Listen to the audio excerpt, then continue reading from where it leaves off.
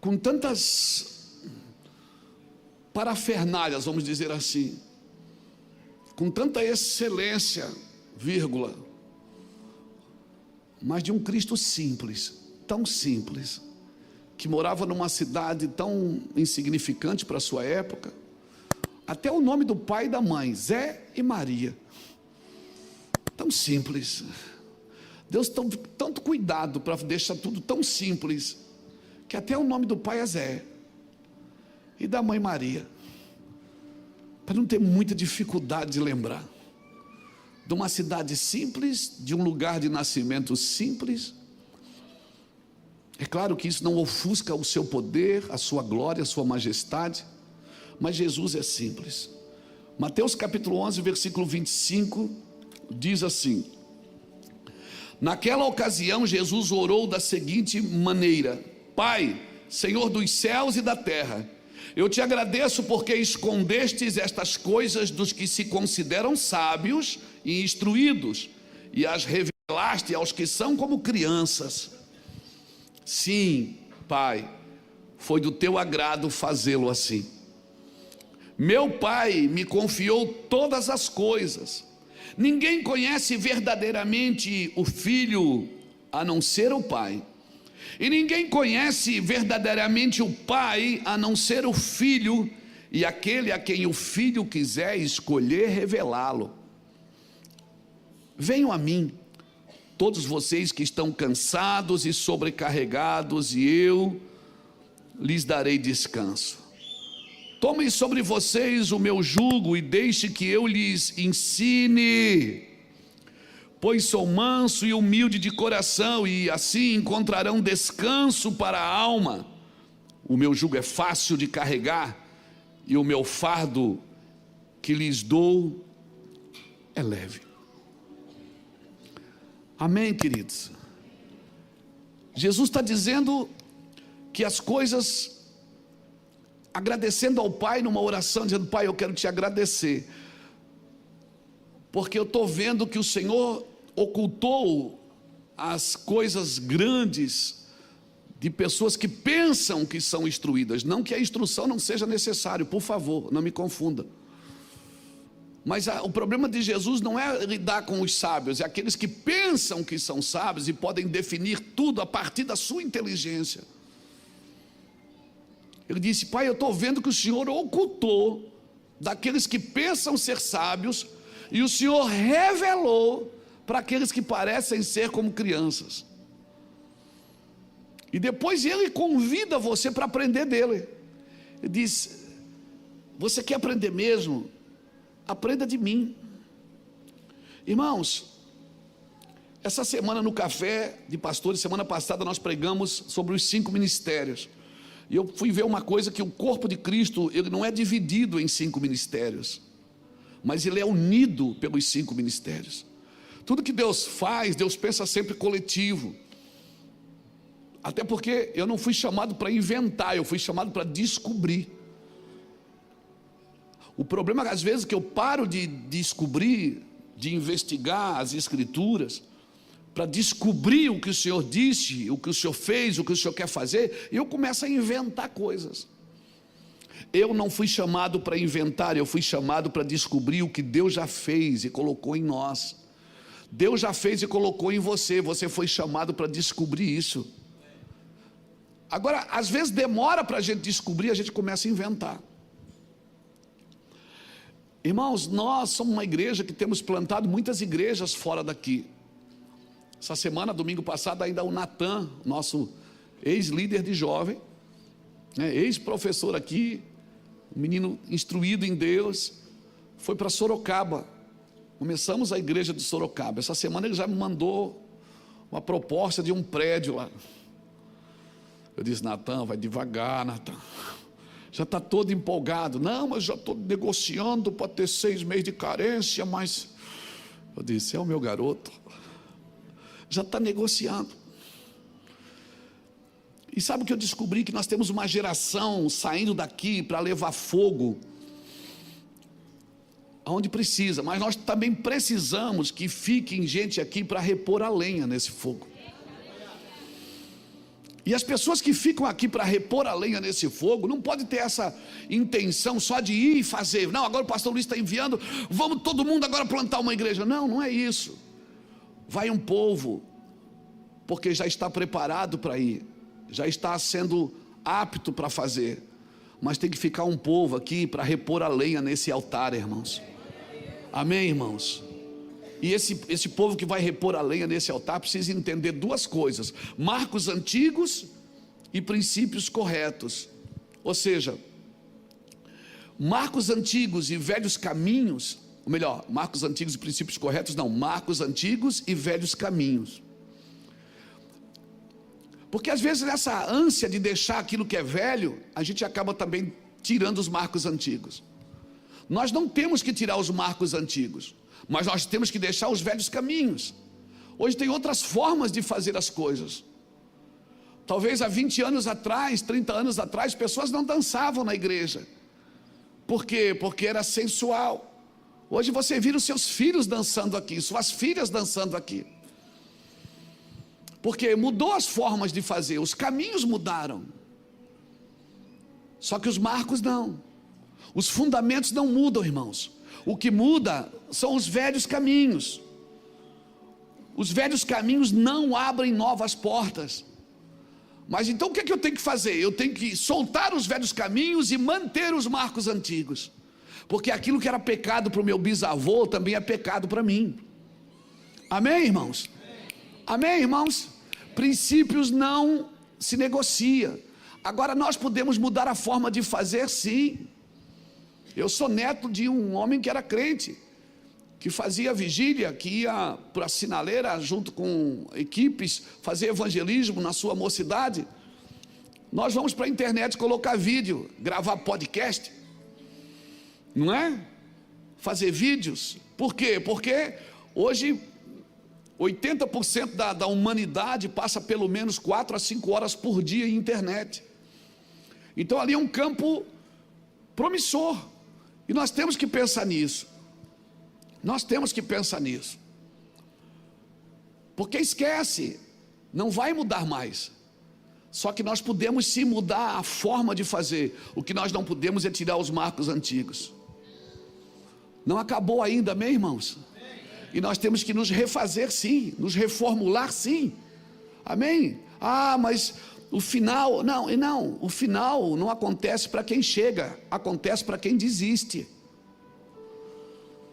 Amém? Tem gente que não chegou ainda e acha que já está no final. Não, agora se você já desistiu, o final já chegou para você. Então nós temos que nos refazer. Como que eu posso fazer para ganhar novas pessoas? Como que eu posso fazer para cuidar das crianças, dos adolescentes? Qual é a linguagem que eu vou usar? Eu me lembro quando os meus filhos começaram a olhar para minhas roupas e dizer: pai, essa calça está muito larga, cabe a família toda aí dentro. Eu disse: tá, mas não está bonitinha, não, faz a bainha dessa calça, tem que arrumar tudo, né? Então a gente corria para a Vó Rose para fazer bainha, para dar uma apertadinha, né? Para ficar moderninho. Nós já estamos mais moderninhos, não estamos, Jackson? Glória a Deus. Tem uns vídeos lá em casa que de vez em quando a Iraci resolve ressuscitar. Essa semana ela ressuscitou uns 2 vídeos, irmão, meu cabelinho bonitinho, assim, parecia um Chitãozinho Chororó, assim. Meu Deus, eu nem vou falar do Jackson, do Lapa, eu nem vou falar do pastor Juscelio, sabe, nós era feio demais, irmão. Deus foi misericordioso. Agora os métodos mudaram, os métodos mudaram. O problema, sabe qual é? Que quando a gente vê alguém trabalhando num método novo, a gente diz: ó, está desviado. A gente não conhece o princípio daquela vida, a gente não conhece os fundamentos daquela casa. A gente tem que cuidar, irmãos. Amém? Amém, irmãos? Amém. Antigamente, o pastor, se ele passasse de sapato furado, dizia: ó, esse é um miserável, Deus não abençoa ele, não prospera. Ele aparece de carro novo, está roubando a igreja. Sempre. Então a voz do povo não é a voz de Deus. Você tem que ouvir a Deus. O que Deus quer que você faça nos próximos dias? Como Deus quer que você se move? Irmão, eu passo pelo menos 1, 2 horas por dia no celular conversando com um jogador de futebol, gente famosa. Eu estou falando de gente famosa, não vou dar nome para guardar meus amigos. E nem vou dar o time de futebol, porque eu sei que tem bastante torcedor. Estão felizes da vida. Eu passo o dia conversando com jogadores de futebol, conversando com chefes de estado, governador, deputados, senadores, empresários, gente que vem de avião particular, deixa o avião em Navegantes e senta na mesa para me ouvir. Se ele descobrir que eu só estudei até a 8ª série, ele não vem mais, irmão. Que eu ia para a escola para comer merenda e pegar piolho. O que é que eu estou querendo dizer isso para você? Que eu estou grandão? Não, eu estou dizendo isso para você que as coisas mudaram.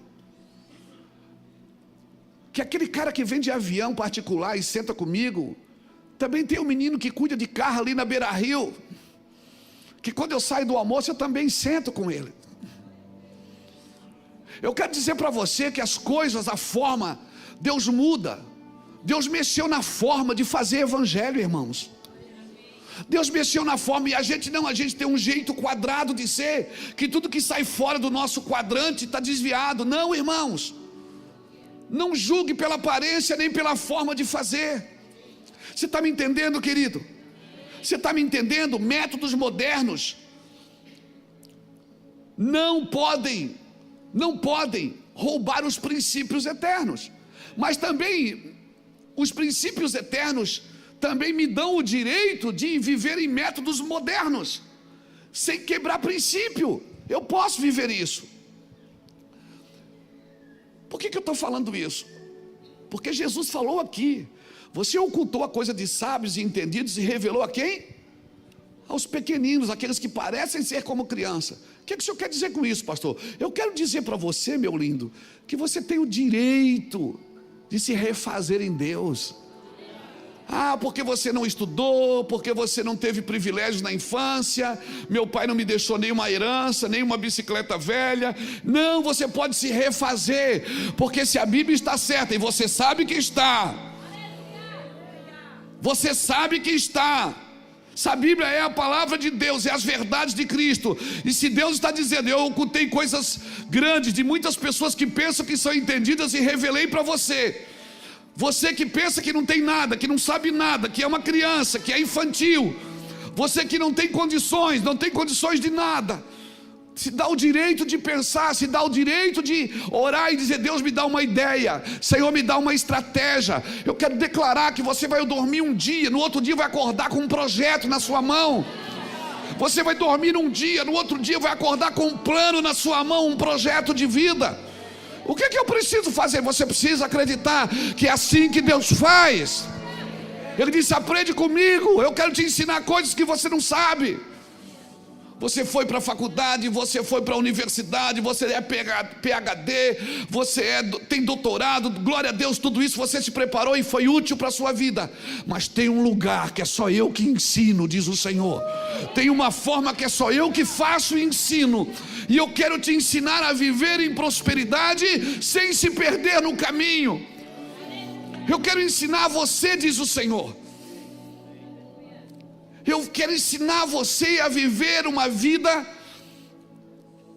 boa, sem uma mente de medo, sem uma mente de culpa, sem uma mente de escassez, sem aquela mentalidade: eu trabalho para comer. Não, irmãos, porque se Deus alimentou aquele povo 40 anos, eles nunca cavaram um poço e nunca plantaram um pé de trigo, e eles comiam todos os dias. Por quê? Porque eles estavam na vontade de Deus. Não pense assim. O que Deus quer te ensinar é a depender dEle, a viver na presença dEle, entendendo que o Evangelho é simples. Irmão, o Evangelho sempre foi simples e perseguido. Assim começou o Evangelho. Eu estive na Índia uma vez, e a gente foi em Nova Delhi, e a gente foi visitar o Taj Mahal, uma das coisas mais lindas que eu já vi na terra, o Taj Mahal. E aí você chega lá, você passeia e você descobre, Fábio, que o Taj Mahal é um mausoléu, é um túmulo. que o rei fez, porque a sua princesa morreu prematura. Ele fez, em vez de enterrar ela num lugar comum, eles enterraram, e ele fez o Taj Mahal. E ele ia fazer o outro, que era para ele, o filho dele não deixou. Mas aquele, você olha assim, você vai chegando, aquela coisa, irmão, imponente, tudo de mármore. De todos os lugares que você está no Taj Mahal, de todos os ângulos, entra sol. É uma loucura. Entra vento. Tudo para abrigar a caixa de ossos da sua princesa, que ela morreu prematura. E eles levaram anos para construir aquilo. E depois de construído, botaram a caixa de osso lá no meio. E depois da próxima geração, que foi fazer uma reforma no Taj Mahal, está lá mexendo e descobriram o quê? Que tinha uma caixa velha no meio e perguntaram: o que é que a gente faz? Ah, tira isso daí, bota no lixo. E eram os ossos da princesa. Ou seja, eles já não sabiam mais por que aquilo havia sido feito. Eles não sabiam mais por que aquilo havia sido feito. Um templo lindo, construído ao redor do corpo da princesa. Depois de anos, as pessoas inauguraram e acharam uma caixa de osso lá dentro.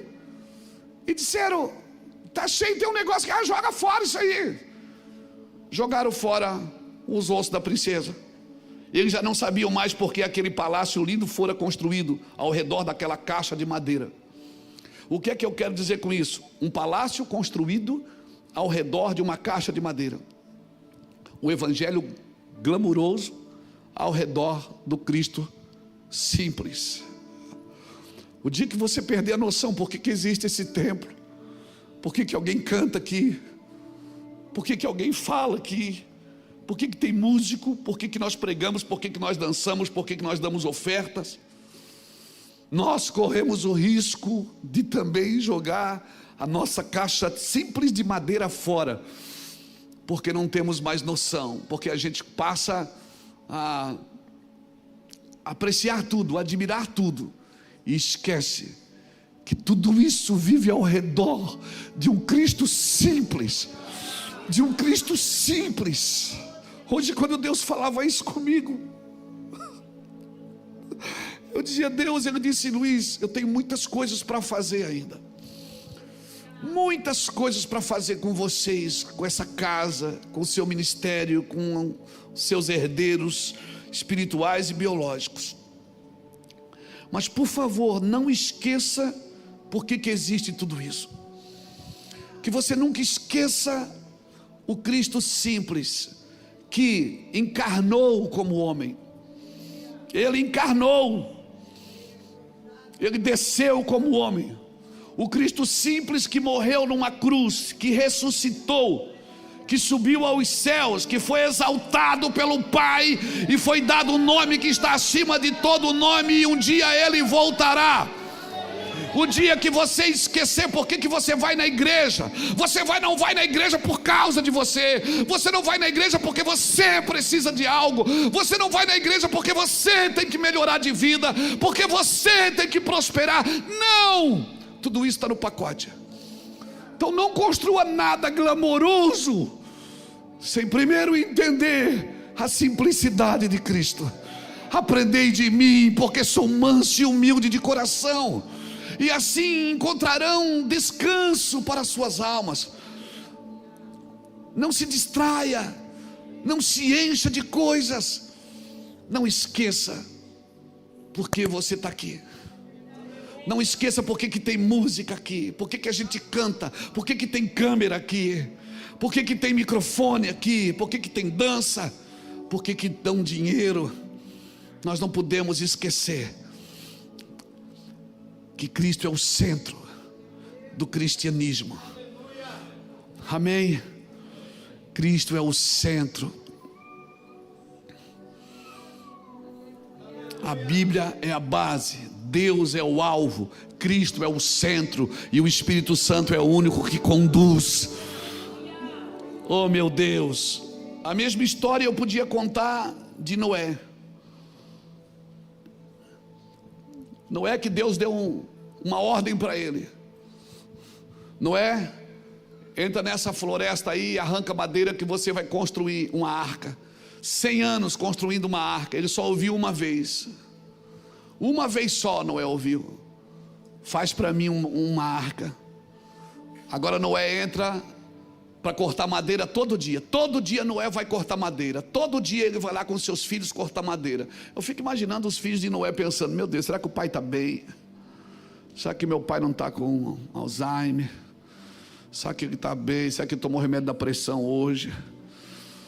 E o Noé feliz da vida dizendo: vamos entrar aqui, meu filho, estou cortando madeira. Meu pai, mas nós já estamos 20 anos. Mas falta só 80, meu filho, vai dar certo. Noé cortando madeira todo dia, vai empilhando madeira atrás de casa. Aí um dia chega um homem e diz assim: Noé, você não arruma uma tábua dessa para mim? Eu estou querendo fazer uma porta lá em casa. Noé diz: pode pegar ali na pilha uma tábua, pode pegar ali. Passa uma semana, chega outro cara e diz: Noé, estou fazendo uma reforma lá em casa, você não vende mais 50 tábuas dessa para mim? Noé olha para os filhos: vamos, né? Vamos arrumar um dinheiro aqui já. Pode pegar 50 tábuas para ele, faz mais barato para ele. Passa mais um mês, alguém pergunta: Noé, você não me arruma umas tábuas, você não vende? Eu estou precisando fazer uma reforma. Noé tem uma brilhante ideia: eu vou abrir uma madeireira. Aí Noé abre uma madeireira e ele se torna o maior madeireiro da região. E ele esquece, porque todo dia ele ia cortar madeira. Esse é o problema. Não é o que fazemos, é se o que estamos fazendo não está nos distanciando do Cristo verdadeiro, do Cristo que é a luz do mundo, do Cristo simples, mas genuíno. Você pode prosperar, meu irmão, e é isso que eu quero para a sua vida.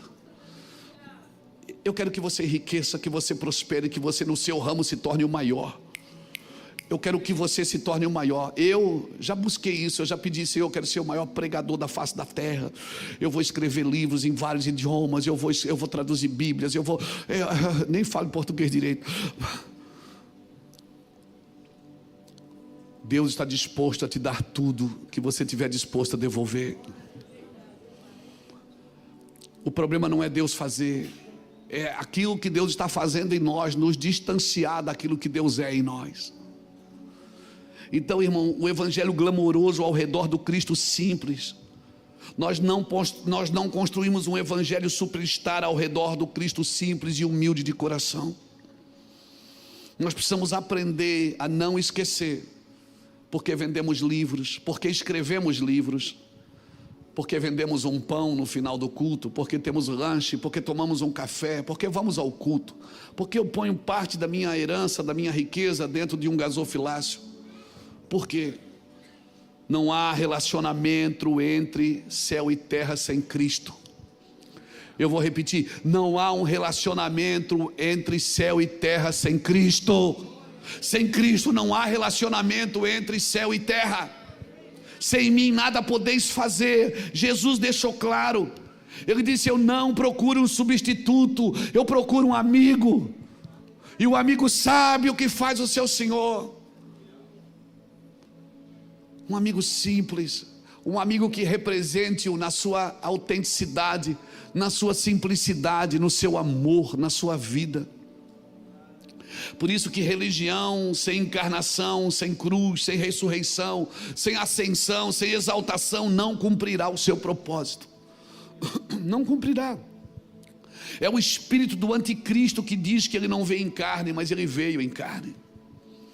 Nós precisamos voltar a ver Jesus como uma pessoa simples, tão simples que Judas teve que o beijar para os guardas saberem que ele era Jesus, porque ele andava no meio de todo mundo, ele era igual a todo mundo. Judas disse: o homem que eu beijar é Jesus.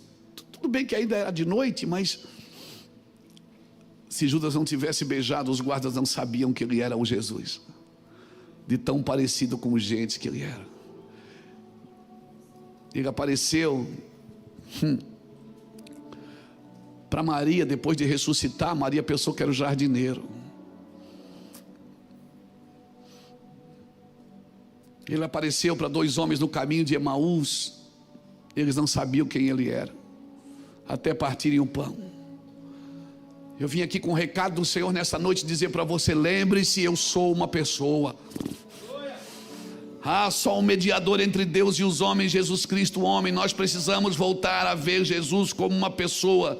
Nós precisamos ver Ele voltar a partir o pão. Lembre-se, eu sou uma pessoa. Por isso que na ceia você come e bebe, para lembrar quem Ele era. Você faz algo comum, algo que uma pessoa faz todos os dias: come e bebe. É comendo e bebendo com Cristo na mesa que você sabe quem Ele é. Lembre-se, eu sou uma pessoa. Lembre-se, eu sou uma pessoa. Então vivam como uma pessoa. Por isso que quando fazia a ceia, quando ele diz para a gente fazer a ceia, Paulo nos ensinou, ele diz: vocês façam isso em memória de mim, façam isso em memória dele. Lembre-se, eu sou uma pessoa. Viva. Te vi llegar con sal en la piel y el mundo se partió cuando dijiste ven. Tu risa pegó como un golpe al mar, me cambió la manera de mirar atrás. Y ahora siento que no puedo parar, si te acercas todo vuelve a girar. Dime si, dime dónde vas, que conmigo la noche sabe más. Bajo el sol, tú me prendes el motor. Bajo el sol, se me escapa el corazón. Quédate aquí, que sin ti me falta aire. Bajo el sol. Como uma pessoa. E sabe que uma das coisas que uma pessoa busca? Relacionamento. O que a pessoa mais busca é relacionamento. O que a pessoa mais busca é servir. Então, por favor, em vez de você espiritualizar a sua humanidade, humanize a sua espiritualidade. Humanize a sua espiritualidade. Seja alguém bom. Seja gente boa. Amém? Seja um cara legal. Uma mulher abençoada. Você não precisa ser espiritual para as pessoas verem Cristo em você. Elas vão ver Cristo em você se você for um bom ser humano, um bom homem, responsável, que pensa nos outros, que não pensa só em si mesmo. Nós precisamos voltar a ver Cristo como uma pessoa. Amém? Lembre-se, eu sou uma pessoa. Vivam como uma pessoa.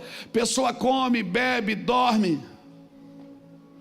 Lembre-se, quando vocês estiverem fazendo isso, comendo, bebendo, dormindo, acordando, brigando, discutindo, lembre-se, eu sou uma pessoa. Amém? Mas não lembre-se só de vocês. Lembre-se que os outros também comem, bebem, dormem. E aí você vai sim aprender de mim. Você vai aprender de mim. Jesus foi reconhecido no caminho de Emaús, irmãos. Depois você lê Lucas 24, versículo 13 ao versículo 35. Eu não vou ler porque é grande, para a gente ganhar tempo. Jesus não foi reconhecido por aqueles 2 homens pela pregação, porque qualquer um pode pregar sobre Jesus, e qualquer um pode até pregar igual a Jesus. Mas ele foi reconhecido pelo partir do pão. Ele foi reconhecido pelo partir do pão.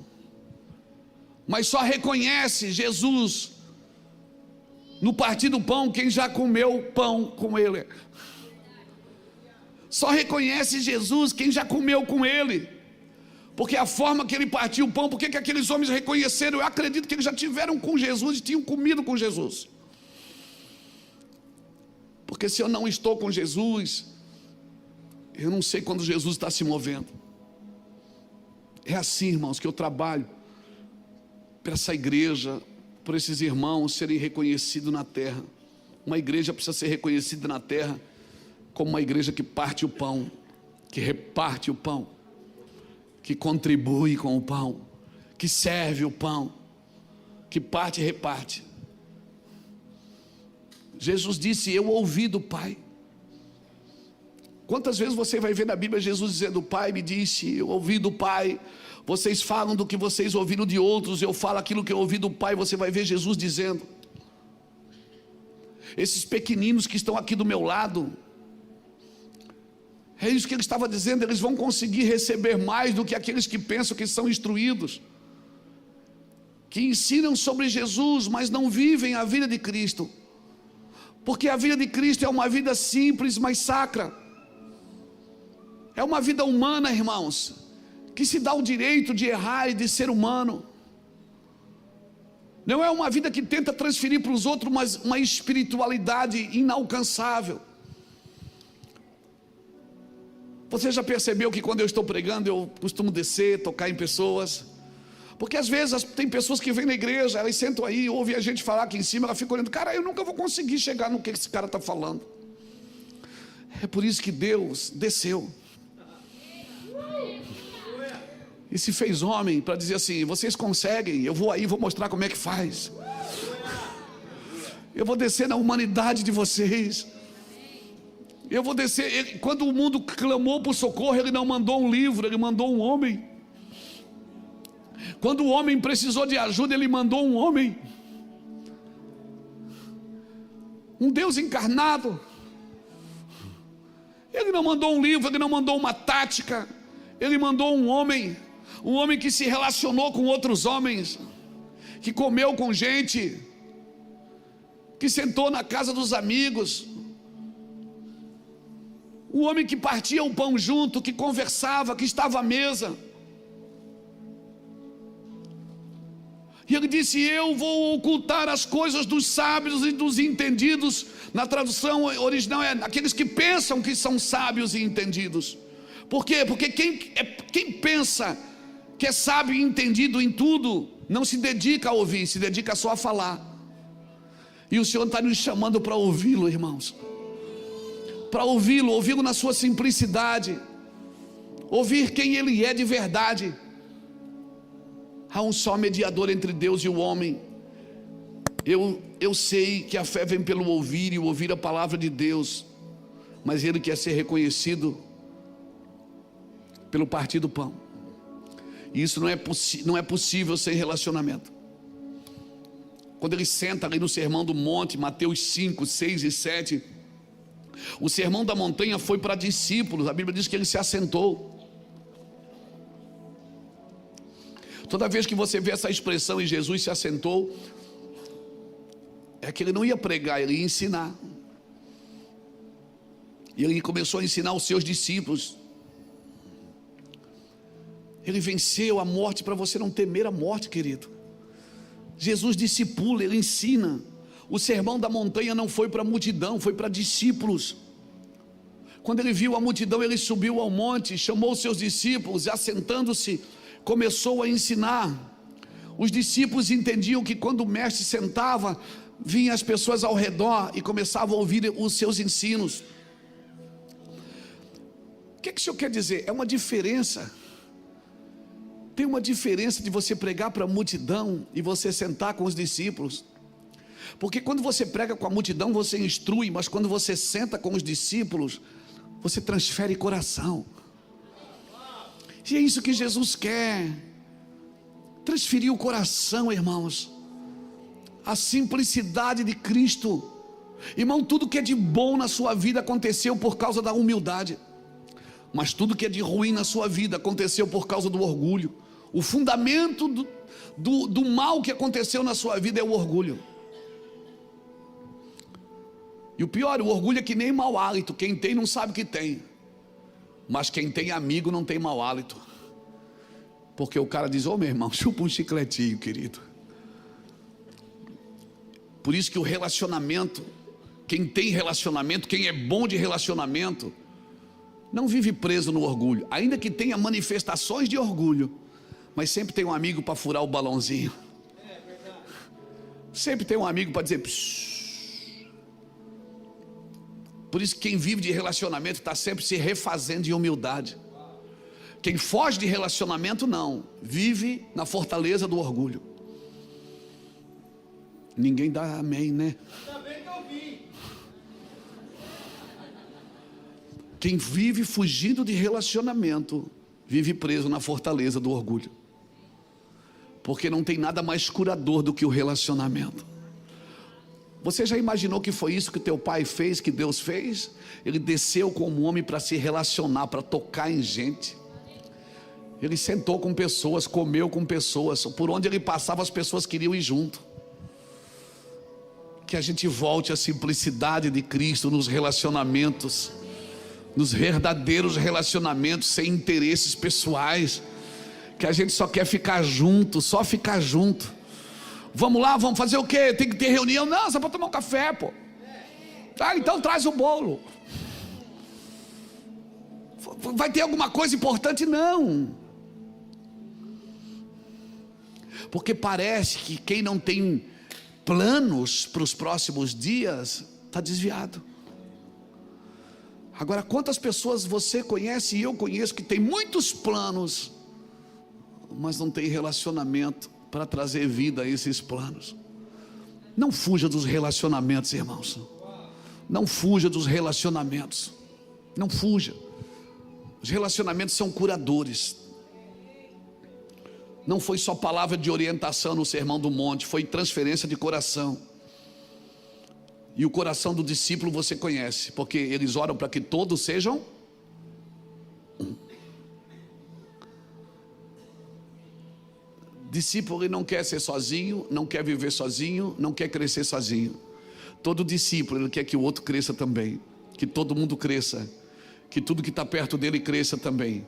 Porque o coração do discípulo, Pai, Jesus orou em João capítulo 17, versículo 20 e 21, ele diz: Pai, eu oro, não só por isso, mas por todos aqueles, eu oro para que todos sejam um, assim como eu e tu somos um, eu contigo e eles comigo. Oh meu Deus, o coração do discípulo é esse, que todos sejam um, para que o mundo saiba que tu me enviaste. Quando eles forem um entre eles e um comigo, o mundo vai saber que tu me enviaste. O mundo não está esperando Jesus voltar, o mundo espera você ser um com o seu irmão. O mundo espera a manifestação dos filhos, está no plural, não é do filho, é dos filhos de Deus. O mundo espera que eu e você sejamos um como igreja. Mas como nós vamos ser um, se às vezes um pastor impede um membro de uma igreja ir na igreja do outro? Como nós vamos ser um, quando as pessoas brigam, discutem por posições? Como nós vamos ser um, irmãos?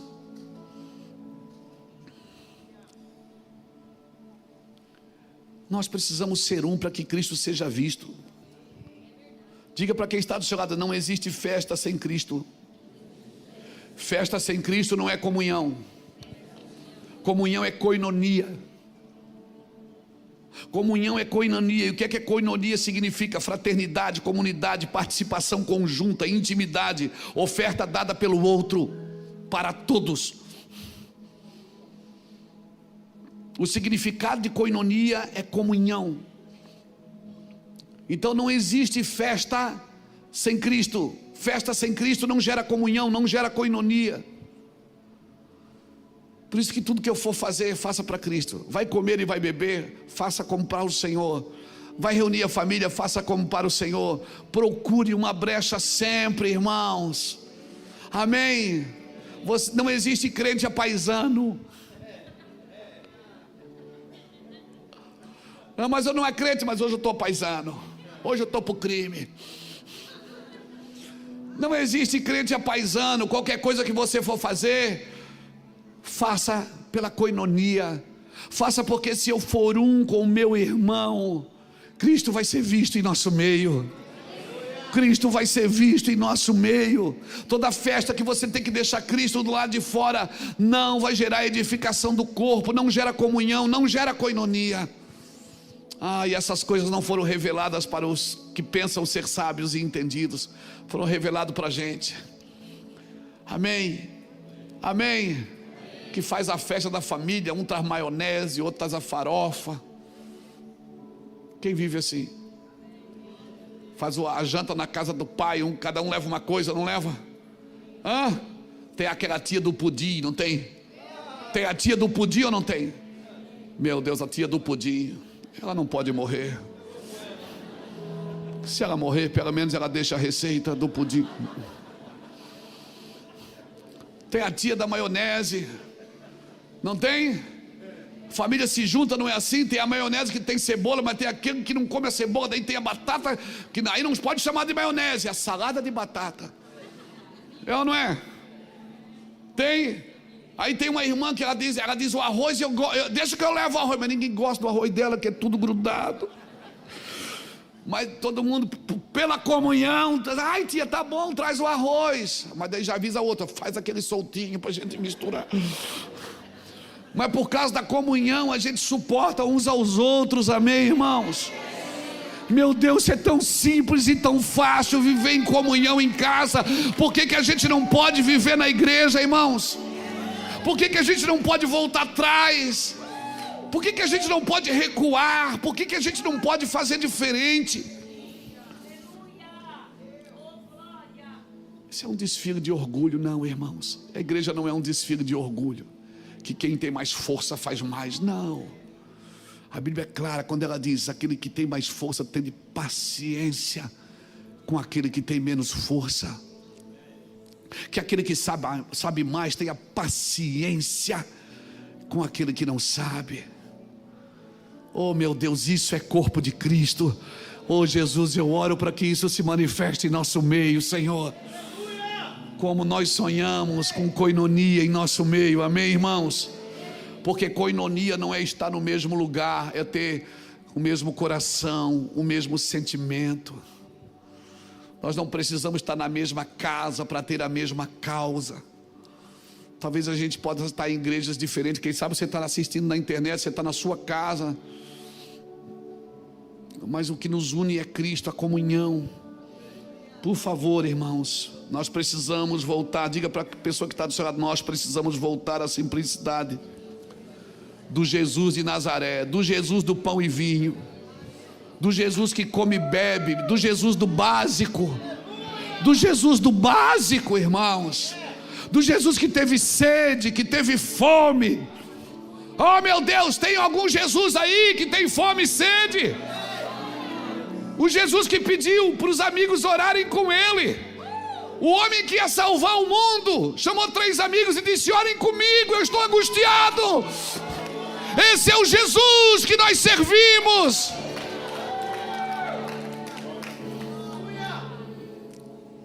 Jesus que pediu, que chorou no velório do amigo, que quando viu o túmulo de Lázaro chorou.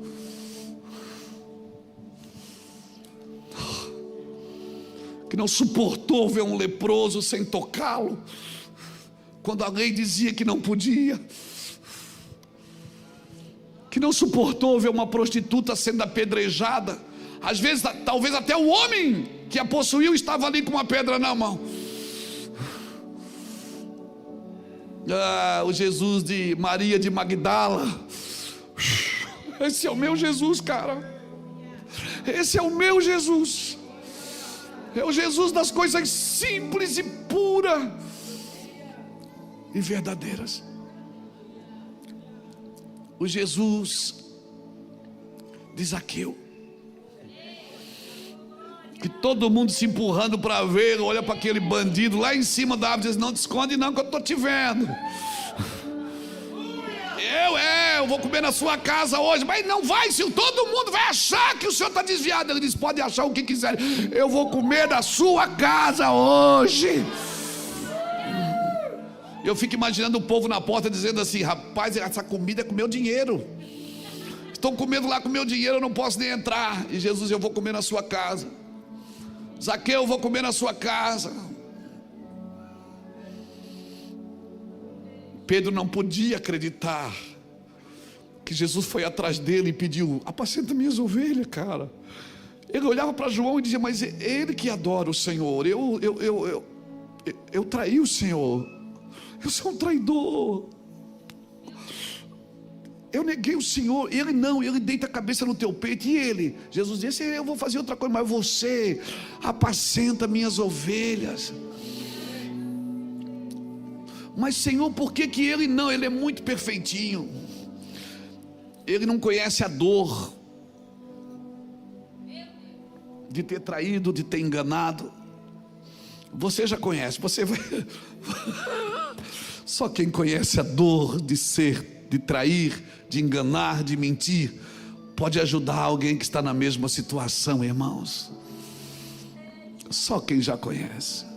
Então deixa eu te falar, o teu Jesus é simples, você é que é complicado.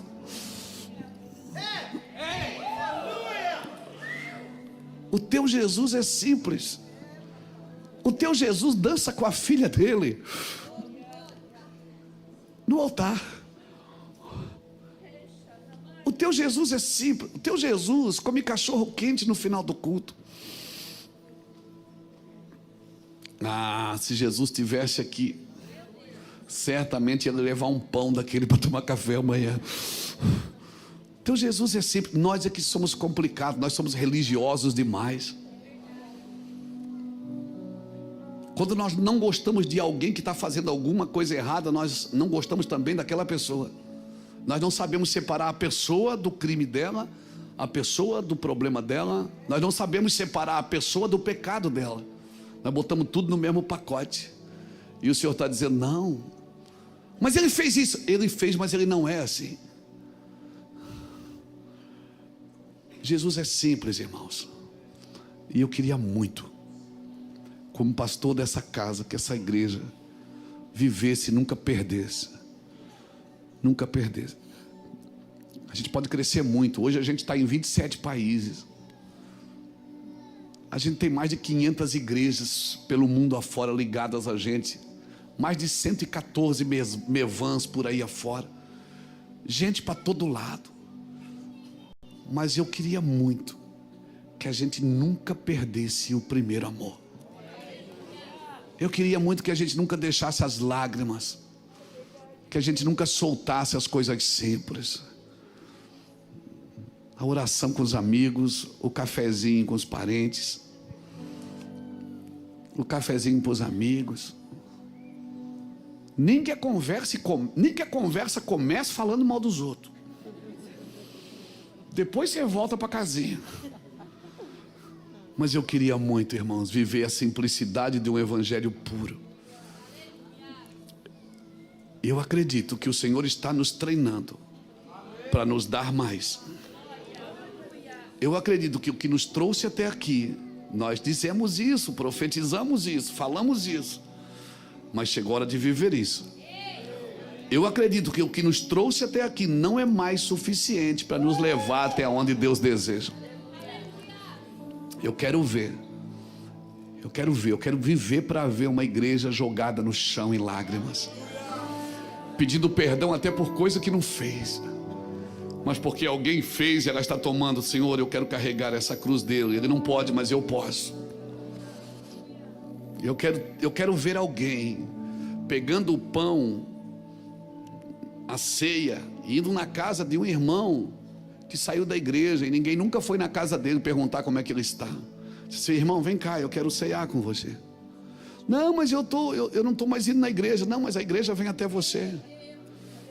Eu queria ceiar com você hoje, irmão. Não, meu irmão, mas eu até voltei a beber. Mas vem cá, quem come do pão e bebe do vinho permanece em Cristo. Eu quero te trazer de volta. Quero que você volte para a casinha. Eu sonho com uma igreja simples. Aquela igreja simples, que todo mundo pode tocar no pastor e ver que ela é de verdade. Que todo mundo pode tocar e ver que é de verdade. Que todo mundo pode dar um abraço no final do culto. Que todo mundo pode pedir uma oração. Que todo mundo pode pedir até uma foto se for preciso. Mas eu sonho que a gente nunca perca o primeiro amor. Que a gente nunca deixe de ser a igreja do Vassourão, do São Vicente, do Promorá, que era para morar 2, mas mora um monte. Meu sonho é que a gente nunca deixe Essas 2, 3 câmeras que tem aqui nos levaram para o mundo todo. Hoje tem cultos nossos aqui que passam com legenda de inglês embaixo, irmãos. Mas que a gente nunca perca esse lugar. E se você perceber que você está enriquecendo e perdendo o juízo, dá seu dinheiro para alguém, para que você não perca a sua vida. Como, pastor? Faça isso. Se você perceber que você está prosperando, mas está perdendo a humildade, para tudo. Não vale a pena. Mas Deus me deixou famoso, me deixou rico, me deixou... Glória a Deus pelo Deus que você serve, porque isso que Ele quer fazer com todos que são fiéis e leais a Ele. Mas se você perceber um pouquinho que você cresceu mais por fora do que por dentro, para tudo, meu irmão. Não vale a pena. É isso. Fui ver a horas. Está cedo. Eu quero orar por você. E hoje eu não vou convidar você para aceitar Jesus. Hoje eu vou convidar você. Você que procurou no seu coração, na sua mente. Cara, eu preciso voltar em alguns lugares em Cristo.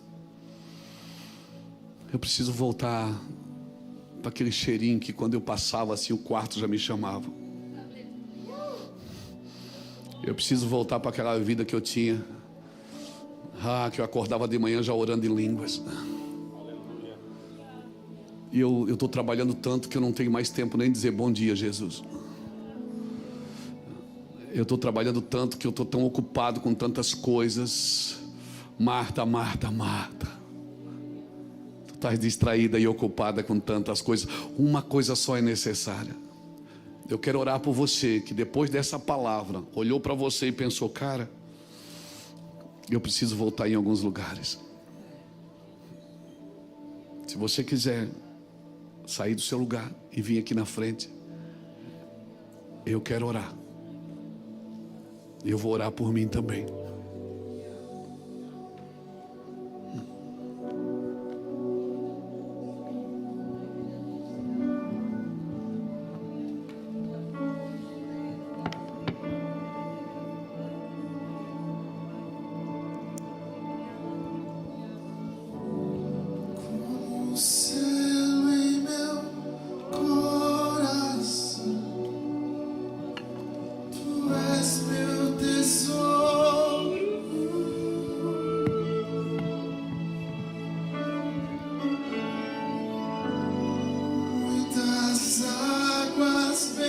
Sobre mim, me sinto ser.